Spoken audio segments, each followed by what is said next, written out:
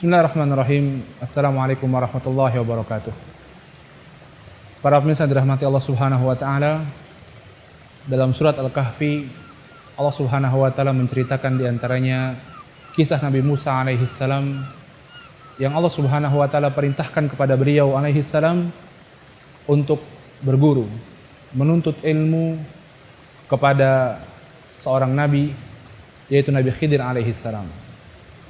Kemudian Nabi Musa alaihi salam mengajak saudaranya untuk bersama-sama pergi ke tempat yang telah Allah Subhanahu wa taala perintahkan kepada mereka.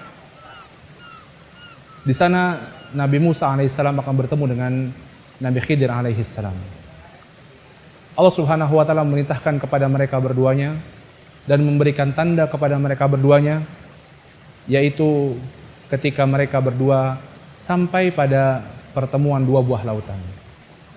Akan tetapi mereka terlewat, tersasar dari tempat yang telah Allah Subhanahu wa taala tentukan tersebut.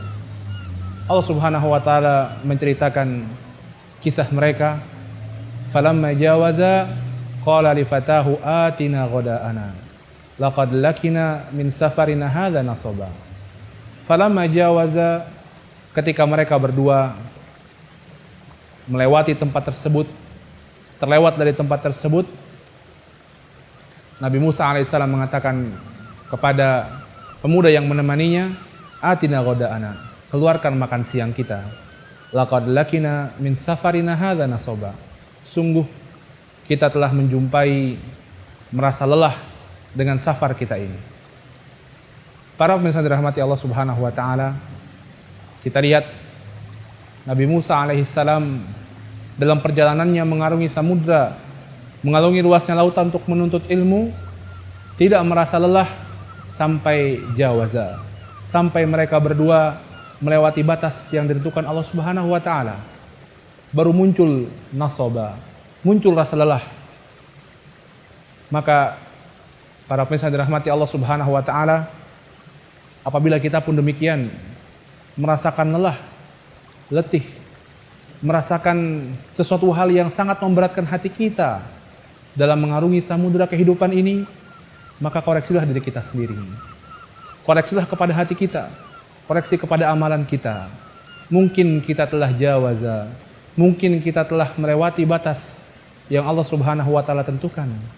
Mungkin kita telah melanggar apa yang Allah Subhanahu wa taala bataskan buat kita.